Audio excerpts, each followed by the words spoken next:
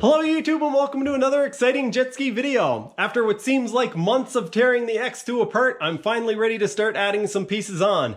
In this video, I'm going to be making some preparations to install the new front fill as well as filling in the gas door hole in the front. Also, we're going to be doing another show and tell, so stick around because you don't want to miss that. In my last video, I told you guys that I was going to do some more work on this front fill and that I was going to pop rivet it in place when I had it strapped in and so on and so forth. Well, I'm going to do some of that, but I think what I'm actually going to do is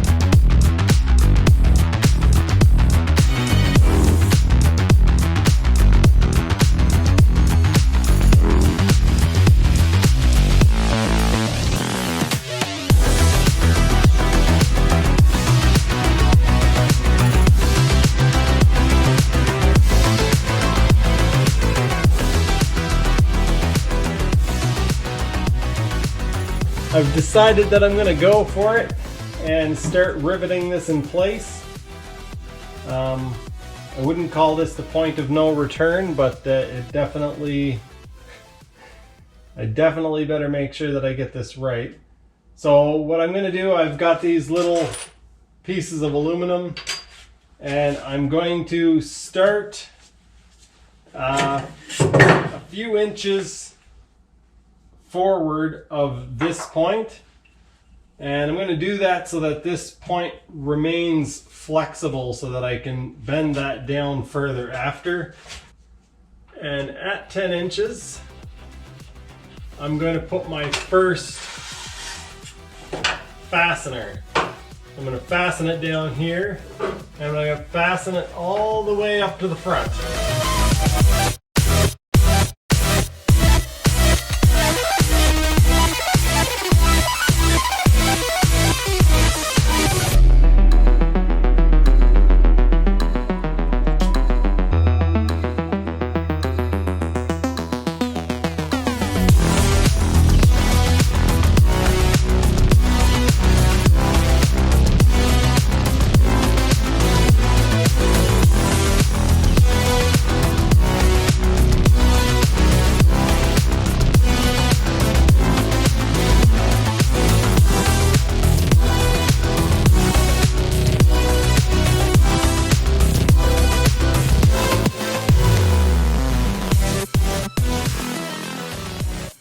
I had put the first one in 10 inches so that I could flex this down a little bit.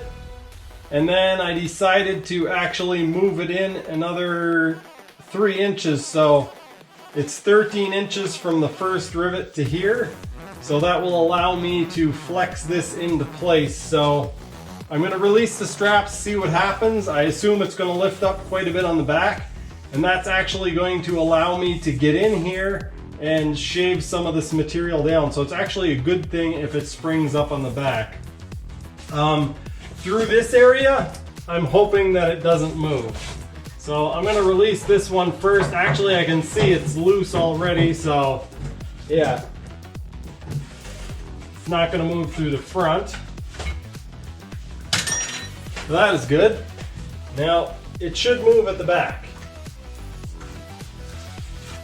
It's actually quite a bit of tension on it, so it's going to. Okay.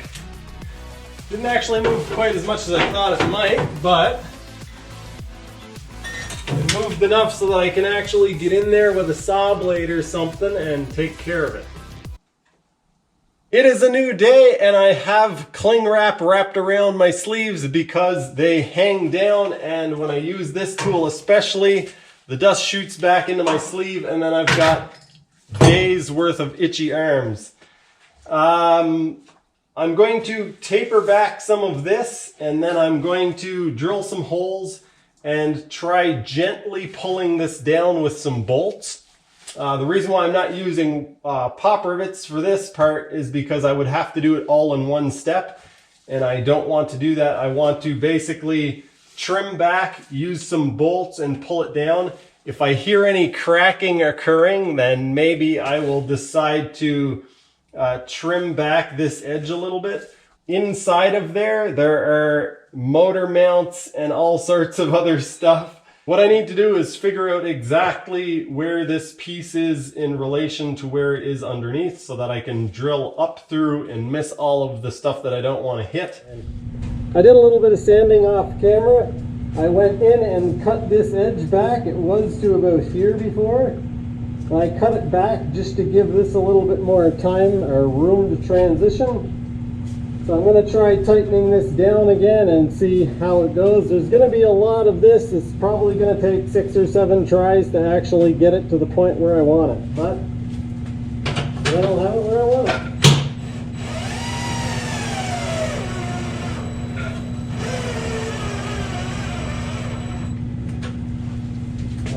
Don't want to push it too far with the drill. Do this about 9/8.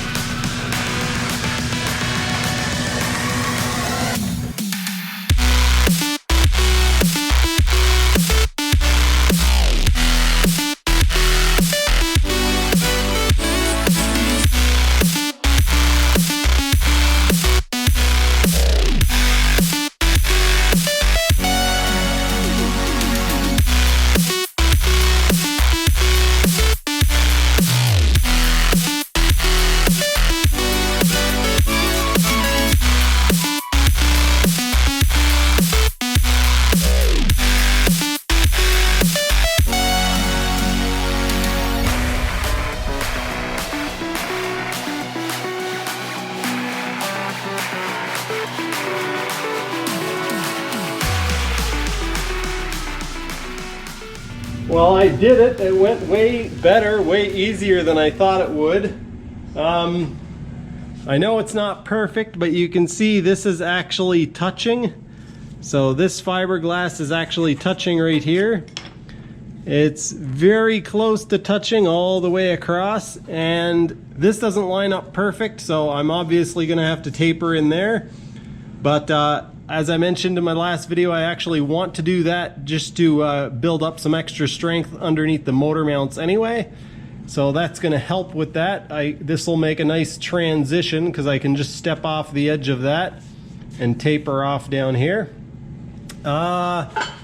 You can see this is a nice flowing transition between stepping over the side here and then going even with the hole there. So yeah, that actually worked out really well. I now have to do the same thing to the other side. I'm going to do that off camera because it's going to be the exact same thing. Only it's going to be harder for me to film because it's on that side and the tarp's in the way and all that. So I'll come back when I have the other side finished to this point. It only took a few minutes to do the other side, and I think there's a couple of reasons for that. One is because I was more confident after doing the other side. I knew what to do, and I knew that it wouldn't break when I tightened it down. But also, because there was so much damage here to the hull, I had already ground out a bunch of this, and so that wasn't stuck in my way. So as you can see, I've got it touching here. Same as the other side, there's a little bit of a gap there, but all of that is going to get filled in and tapered back. I'm not sure if this makes sense. I might or might not do it, but I think what I should probably do is actually remove this piece and make sure that I clean up underneath here. So there's a couple of areas here that I cut away, especially back around here. I want to clean those up a little bit and make it so that I can easily add material after. The same thing on the other side. And it's going to be really hard to do that with the fill on. But if I take the fill off, it'll only take a few minutes.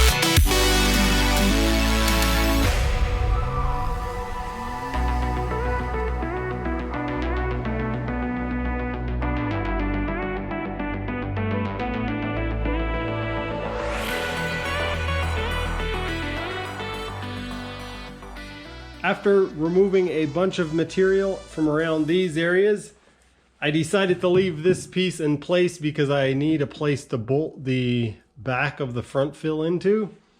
I'll probably remove most of this afterwards because even this, there's a brace that crosses here and it's actually cracked right there. So I'll probably remove all of this material and grind that brace out, and then start there and basically work my way forward, rebuild the braces and whatnot. What you saw me doing after was removing the flange around the inside of the gas door area.